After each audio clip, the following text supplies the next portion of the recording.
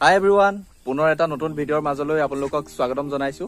আজি আপোনালোকক মই লৈ যাম এখন বিদ্যালয়লৈ। বিদ্যালয়খন হ'ল জে.এন.বি হ'ল জৱাহৰ নৱোদয় বিদ্যালয়। এইখন শিৱসাগৰ নাজিৰাৰ চকীমুখত আছে। তাৰলৈ আজি যাম। মোৰ নিজৰ কাম নহয়, মোৰ ভাগিনজনীৰ ৰিজাল্ট এইবাৰ মেট্ৰিকৰ ৰিজাল্ট দিছে। তাইৰ কিছুমান কাম আছে বোলে তাৰ বিষয়ত যাম। গৈ তাতে ভিডিঅ' এটা কৰিম। আহক এতিয়া আমি চকীমুখৰ জে.এন.বি লৈ গৈ থাকোঁ।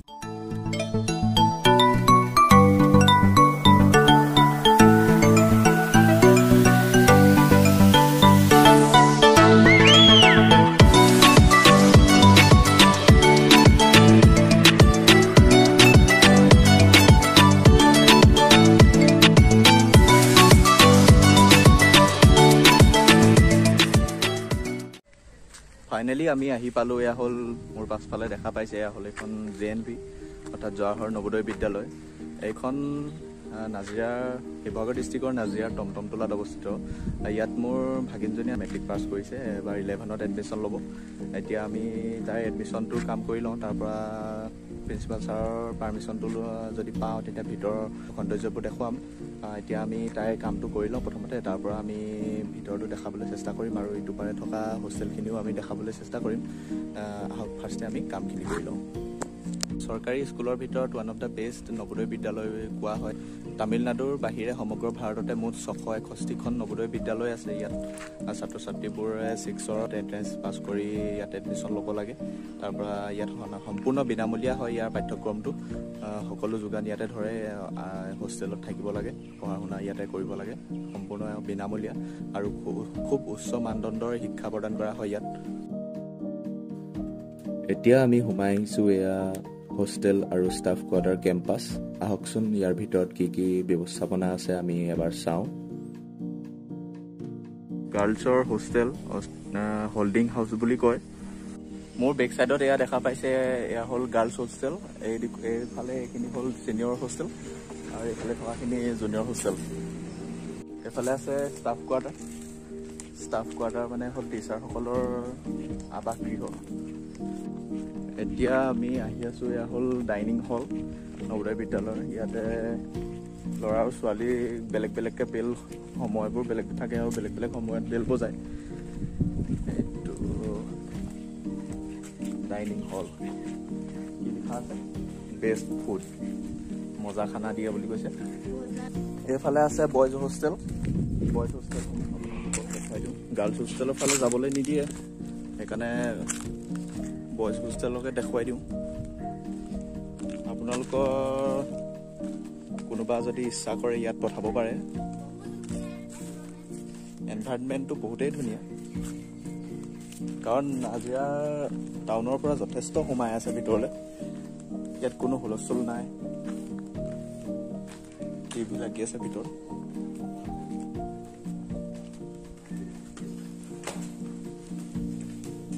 একদম নিজান সম্পূৰ্ণ। এইখিনি হ'ল বেডখিনি, হোষ্টেল বেড। এইখন পঢ়া টেবুল। এতিয়া ষ্টুডেণ্ট নাই কাৰণ স্কুলবোৰ বন্ধ যে। ওপৰতো ঠিক একেদৰে আছে আৰু ইয়াত বইজ আৰু গাৰ্লছৰ প্ৰতিটো হাউচৰ নাম বেলেগ বেলেগ, শিৱালিক কিবা কিবি আৰু।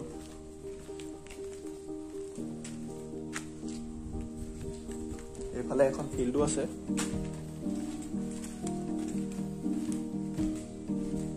ফ্ৰণ্টতে এইটো এটা মূৰ্তি বনাই থৈছে,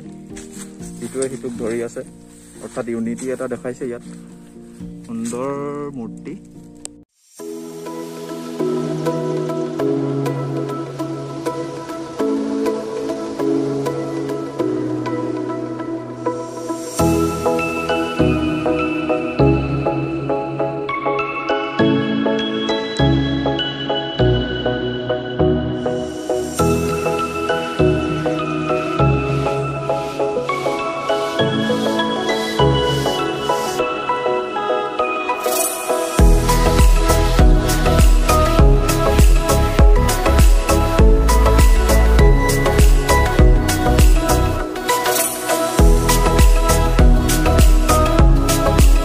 এতিয়া আমি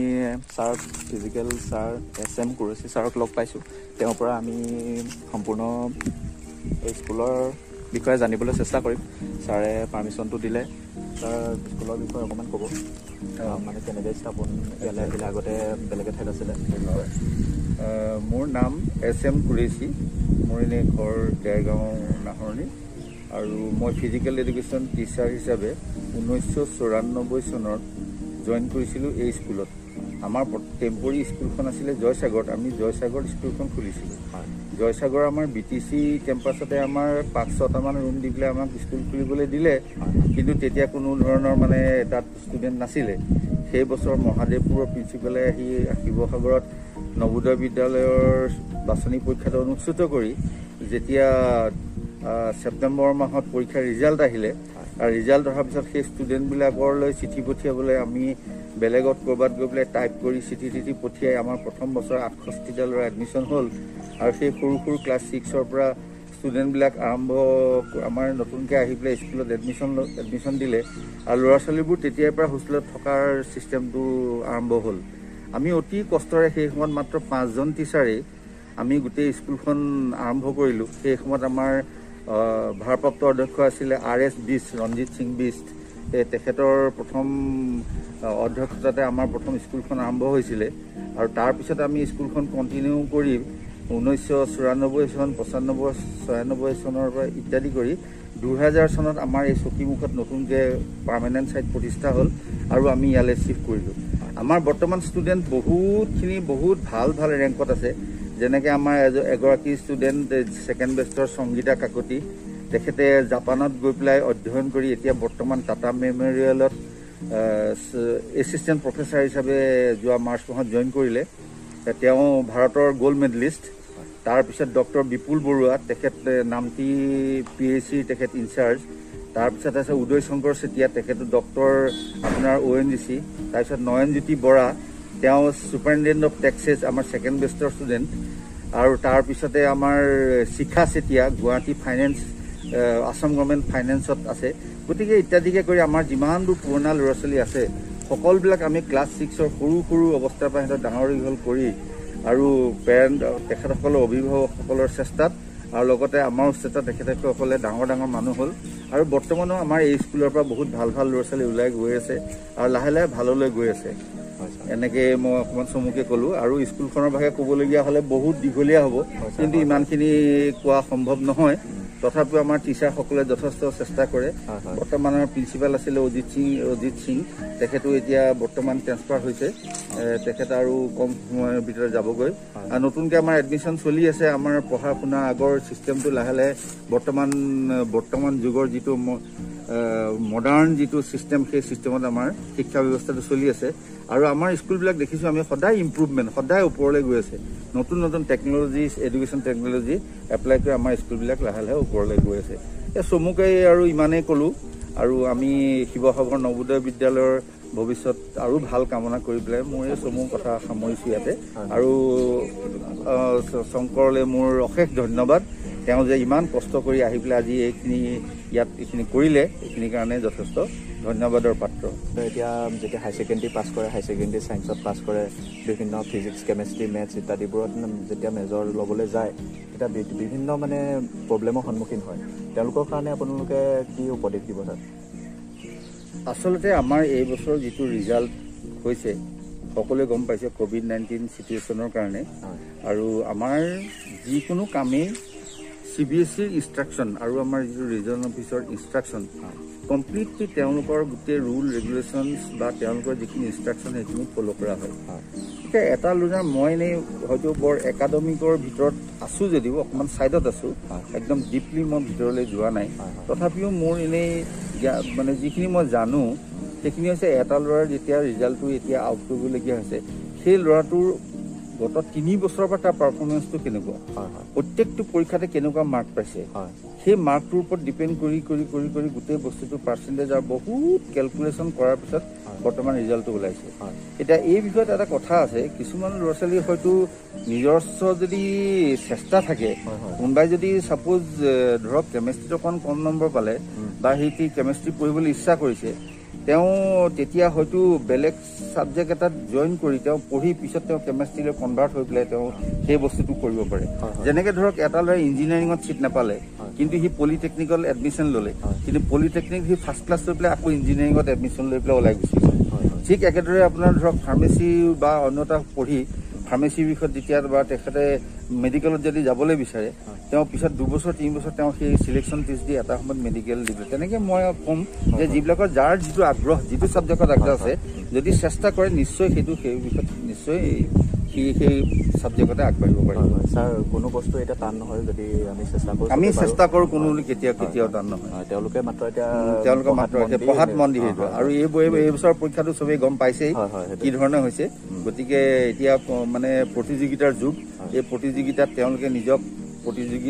প্ৰতিযোগিতাত অংশগ্ৰহণ কৰিবলৈ মই অনুৰোধ জনাম ছাৰ এতিয়া কম্পিটিশ্যনটো খুব বাঢ়ি গ'ল কাৰণ এইবাৰ সকলোৰে ৰিজাল্টবোৰ বহুত ভাল আৰু তেওঁলোকে এতিয়া উচ্চ শিক্ষাৰ বাবে সকলোৰে মনটো যাবই এতিয়া তেওঁলোকৰ কম্পিটিশ্যনটো খুব বাঢ়ি গ'ল পাৰ্চেণ্টেজৰ খুব হাই হৈ গ'ল আৰু তেওঁলোকে এতিয়া অশেষ চেষ্টা কৰাটো খুব প্ৰয়োজনীয় বহুত প্ৰয়োজনীয় তেওঁলোকে এতিয়া মানে ধৰক মডাৰ্ণ টেকন'লজি এইখিনি লৈ পেলাই তেওঁলোকে আগবাঢ়িব লাগিব ধৈৰ্যৰে যথেষ্ট ধৈৰ্য if there is a will there is a way মানুহৰ যদি সপোন থাকে সেই সপোনৰ পিছত দৌৰে এদিন নহয় এদিন ছাকচেছ হ'ব হয় এতিয়া তেওঁলোক আগবাঢ়োতে কি ফল পাম সেয়া সেইটো নভবাকে তেওঁলোকে কষ্ট কৰি আগবাঢ়িব কৰিলে এদিন নিশ্চয় ফল পাব তেওঁলোকে আগবাঢ়িব লাগিব সেইধৰণে হয় ছাৰ আপোনাক অশেষ ধন্যবাদ জনাইছোঁ আজি ফিজিকেল এডুকেশ্যনৰ ছাৰ খুব কম পোষ্ট ওলাই নি বাৰু এই যিখিনি এতিয়া ধৰি লওক শিক্ষা নোলায় আজিকালি বহুত ল'ৰা ছোৱালী পঢ়িছে আৰু প্ৰত্যেক স্কুলতে এজন নহয় এজন শাৰীৰিক নিৰ্দেশক আছে কিন্তু আমাৰ নৱোদয়তো যথেষ্ট কম্পিটিশ্যন আছে বৰ্তমান যুগত আগত তেনেকুৱা হয়তো বহুত বেছি কম্পিটিশ্যন নাছিলে আৰু এতিয়া যথেষ্ট মানে বাঢ়িছে আৰু লাহে লাহে আমাৰ খেলৰ প্ৰসাৰটো বৰ্তমান হৈছে এতিয়া বৰ্তমানে অলিম্পিকত লাভলীনা বুঢ়াগোহাঁই আমাৰ অসমলৈ সুনাম কঢ়িয়াই আহিছে আগত হিমা দাস আছিলে হিমা দাসো আমাৰ সেই JNVৰে ধৰক কঠীয়া বুলি ক'লেও খুব ভুল কৰা নহ'ব কিয়নো হিমা দাসে আমাৰ নগাঁও নৱোদয় বিদ্যালয়ৰ মোৰ লগৰ একে ছাবজেক্টৰ চমচুল সিয়ে প্ৰথম আনি তাইক যোগা শিকাইছিলে তাই যিটো চিনচিয়াৰিটি আৰু যিটো দেখিছিলে এথলেটিক্সত পঠিয়াই পেলাই চিলেকশ্যনত পঠিয়াই সিয়ে প্ৰথম হিমা দাসৰ আৰম্ভণি আছিলে এই বিষয়ে কেইবাটাও টিভিত দিছে one of the best institute হয় নৱোদয়খন ডেফিনেটলি ভাল ইনষ্টিটিউট ইয়াত মানে চব মডাৰ্ণ টেকনলজি আৰু বহুত হয় ছাত্ৰ ছাত্ৰীসমূহৰ ক্লাছ 6 আৰু ক্লাছ 9 আৰু ক্লাছ 11ত ইয়াত এণ্ট্ৰেন্স টেষ্ট হয় ন 11ত নহয় কিন্তু ক্লাছ 6ত হয় আৰু ক্লাছ 9ত এডমিশ্যন দিবৰ কাৰণে ক্লাছ 8ত পঢ়া ল'ৰা ছোৱালী পৰীক্ষা হয় সেই চিলেকশ্যন টেষ্ট বোলে যদি চিট পায় তেতিয়াহ'লে আমাৰ ইয়াত এডমিশ্যন পায় ছাৰ ধৰি লওক ইয়াত নৱোদয়ত 6ৰ পৰা পঢ়া নাই যদি 11ত ইয়াত লওঁ বুলি ভাবে তেতিয়া ল'ব নোৱাৰে তেতিয়া যদি আমাৰ সমিতি হেডকোৱাৰ্টাৰ ৰিজনেল অফিচ বা CB নৱোদয় বিদ্যালয়ৰ হেডকোৱাৰ্টাৰে যদি আমাক ইনষ্ট্ৰাকশ্যন দিয়ে আমাৰ চিট 40টা সেই 40টা ষ্টুডেণ্টৰ যদি কমি থাকে তেওঁলোকে যদি আমাৰ কিবা চাৰ্কুলাৰ দিয়ে তেতিয়াহ'লে আমি তেওঁলোকৰ মাৰ্কছ চাই বা কিবা টেষ্ট পাতি আমি এডমিশ্যন কৰাব পাৰোঁ কিন্তু ওপৰৰ আমাৰ হেডকোৱাৰ্টাৰৰ পৰা ইনষ্ট্ৰাকশ্যন লাগিব স্কুলত কিন্তু কৰিব নোৱাৰে সেইটো হয় ছাৰ যিসকল মেধাৱী ছাত্ৰ ছাত্ৰী আছে কিন্তু তেওঁলোকৰ আৰ্থিক অৱস্থা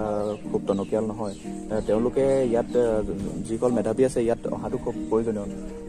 সেইটো অহাটো খুব প্ৰয়োজনীয় তেওঁলোকে এটা ভাল এডুকেশ্যন পাব কিন্তু ডিপেণ্ড কৰিব তেখেতসকলৰ বাছনি পৰীক্ষাত চিলেকশ্যন হৈ আহিব হয় ছাৰ তেওঁলোকে সেই এণ্ট্ৰেন্স এক্সামটোত বহি নিজৰ দক্ষতা দেখাব লাগিব সেই দক্ষতা অনুযায়ী ইয়াত নিজৰ স্কিলটো ডেভেলপ কৰিব লাগিব হয়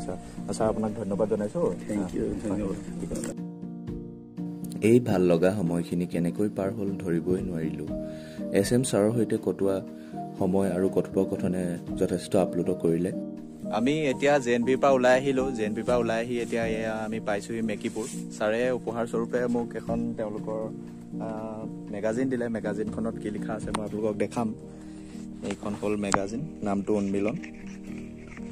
লিখা আছে টু দীপশংকৰ পৰা এ টোকেন অফ লভ ধন্যবাদ ছাৰ আপোনাক অশেষ ধন্যবাদ জ্ঞাপন কৰিছোঁ আজি সহযোগ কৰাৰ বাবে তেওঁ যথেষ্টখিনি জ্ঞান আমাক দিলে আৰু পুনৰ এটা নতুন ভিডিঅ'ৰ মাজলৈ আপোনালোকক লৈ যাম আজিলৈ এৰিছোঁ আপোনালোকে ভিডিঅ'টো যদি চাই ভাল পালে লাইক কৰিবলৈ নাপাহৰিব ছাবস্ক্ৰাইবো কৰিব আৰু পৰিয়ালৰ সকলোলৈকে শ্বেয়াৰ কৰি দিব ধন্যবাদ জয় অসম